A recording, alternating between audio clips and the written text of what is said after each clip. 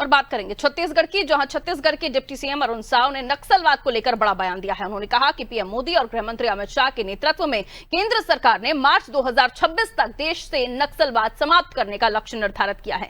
साव ने बताया कि लगातार रणनीतिक बैठकें हो रही हैं और सुरक्षा बल दुर्गम और अंदरूनी इलाकों में नक्सलियों के खिलाफ निर्णायक कार्रवाई कर रहे हैं। साथ ही कांग्रेस की ओर से ईडी पर दबाव के आरोपों पर साव ने कहा कि यह केवल राजनीतिक बयानबाजी है।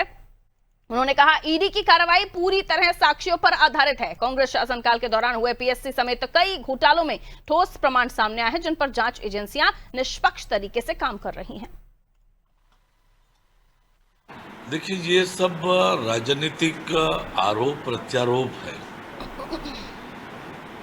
वास्तव में ईडी की कार्रवाई साक्ष्यों के आधार पर होती है, तथ्यों के आधार पर होती है और ये किसी से छिपा नहीं है कि जो घोटाले छत्तीसगढ़ में हुए कांग्रेस सरकार के दौरान वो कितना व्यापक था, कितना योजनाबद्ध था, ये हम सब ने देखा है।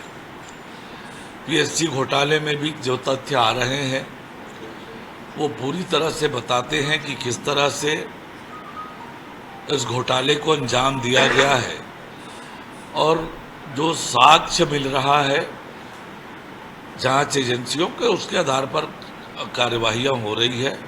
कांग्रेस जो भी एजेंसियों के बारे में बोल रही है, कह रही है, वो विशुद्ध रूप से राजनीतिक है, जिसमें कोई तथ्य और कोई आधार नहीं है। नक्सलियों के खिलाफ लड़ाई लड़ रहे हैं। गृह मंत्री आदरणीय अमित शाह जी ने कहा था कि बरसात में भी ये ऑपरेशन चलेगा, तो छत्तीसगढ़ में लगातार हमारे सुरक्षा बल के जवान ऑपरेशन कर रहे हैं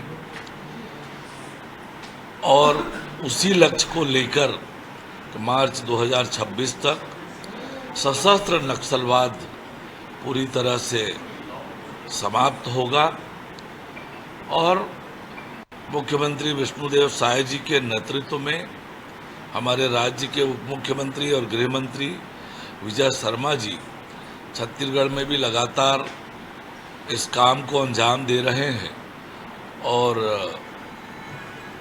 जो लक्ष्य है वो पूरा